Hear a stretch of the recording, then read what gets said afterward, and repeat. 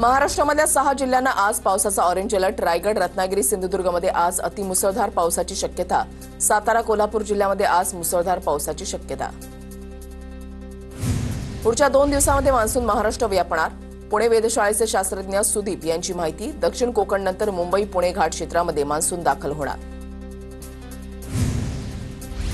मुंबईसह उपनगरामध्ये दमदार पाऊस. कुर्ला, बांद्रा, चेंबूर आणि सायन परिसरातही रात्री जोरदार पाऊस.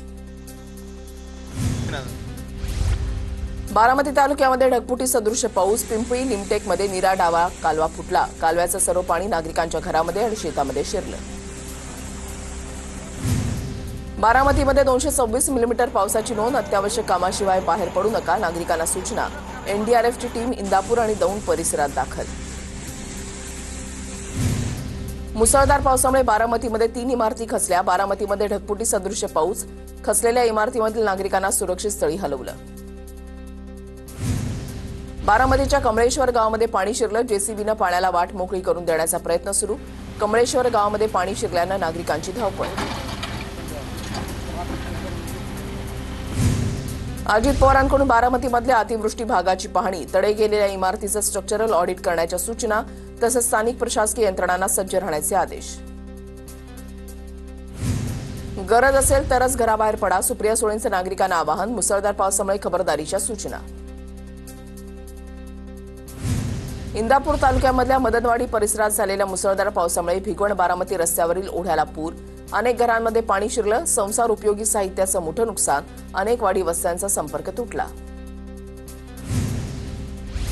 पुण्याच्या दौंड तालुक्यामध्ये अतिवृष्टीमुळे पूरस्थिती गंभीर. दौंडमधील स्वामी चिंचोली गावातील घरांमध्ये पाणी शिरलं. अतिवृष्टीमुळे नदी नाल्यांना पूर. जनजीवन विस्कळीत. पुण्याच्या दौंडमध्ये मुसळधार पावसाचा हाहाकार. पुणे सोलापूर महामार्गावरील इनोव्हा कार गेली वाहून. सुदैवानं कोणतीही जीवितहानी नाही. दौंड शहरातून जाणाऱ्या मनमाड सांगली महामार्गावर पाणीच पाणी. मुसळधार पावसामुळे मनमाड सांगली महामार्ग गेला पाण्याखाली. महामार्ग पाण्याखाली गेल्यानं वाहतूक मंदावली. पुण्याच्या इंदापूर तालुक्यामधल्या पुणे सोलापूर महामार्गाला ओढ्याचं स्वरूप. जवळपास 3 किलोमीटरचा सर्व्हिस रोड पाण्याखाली. भिगवण बस स्थानकामध्ये पाणीच पाणी. मुसळधार पावसामुळे संपूर्ण भिगवण परिसर जलमय. अनेकांच्या घरामध्ये पाणी शिरलं. चिपळूणच्या पिंपळी सोनारवाडीमधील नदीपात्रामध्ये अडकलेल्या तिघांचं 4 तासानंतर रेस्क्यू. मासे पकडण्यासाठी तिघे नदीपात्रामध्ये गेले होते. पावसामुळे पाण्याचा प्रवाह वाढल्यानं अडकल्याची माहिती. सोलापूरच्या माळशिरसमधील कुरुबावी गावामध्ये पुरामध्ये अडकलेल्या 6 जणांना वाचवण्यात यश. एनडीआरएफ पथकाची कारवाई.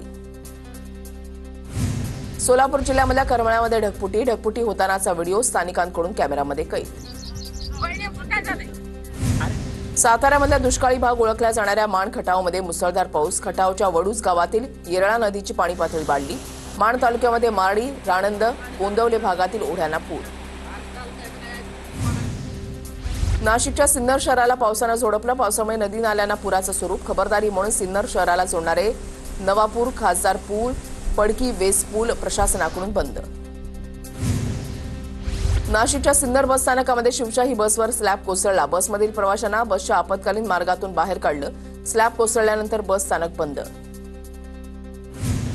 कोकाटेंच्या कुटुंबियांकडे सिन्नर बस स्थानकाच्या बांधकामासाठी का? पवार गटाचे नेते उदय सांगळे यांचा आरोप. दोषींवर कारवाई करण्याची सांगळे यांची मागणी. बीडमधल्या आष्टीनगर महामार्गावरील पूल वाहून गेला. तात्पुरता मातीचा बनवलेला पूल अवघ्या 1 तासामध्ये वाहून गेला. पूल वाहून गेल्यानं राज्य महामार्ग बंद. श्रीगोंद्यामधल्या अजनुजमध्ये मुसळधार पाऊस. पावसामुळे शेताला तळ्याचं स्वरूप. शेतामध्ये पाणी साचल्यानं पिकांचं नुकसान. वाशिम जिल्ह्यामध्ये जोरदार पावसामुळे शेती पिकांचं नुकसान. भुईमूग, मूग यासह इतर उन्हाळी पिकांचं नुकसान. रायगडच्या श्रीवर्धन तालुक्यामध्ये मुसळधार पाऊस. वालवटी गावातील बंदर मोहल्ला भागामध्ये पाणी शिरलं. जनजीवन विस्कळीत. शेतकऱ्यांनी पेरणीची घाई करू नये. कृषी विभागाचं आवाहन. उद्यापासून मान्सूनच्या प्रवासाची गती कमी होण्याचा अंदाज. मे महिन्याच्या शेवटपर्यंत कोरडं हवामान राहण्याची शक्यता. मान्सूनपूर्व पावसामुळे झालेल्या नुकसानीचे पंचनामे करण्याचे आदेश. मदत पुनर्वसन मंत्री मकरंद पाटलांच्या विभागीय आयुक्तांना सूचना. अहिल्यानगर जिल्ह्यामध्ये मान्सूनपूर्व पावसामुळे उन्हाळी पिकांसह फळबागांना फटका. नुकसानीचे तातडीनं पंचनामे करा. खासदार निलेश लंके यांच्या अधिकाऱ्यांना सूचना. आंबा बागांसह अनेक ठिकाणी घरांचंही नुकसान झाल्याची लंके यांची माहिती.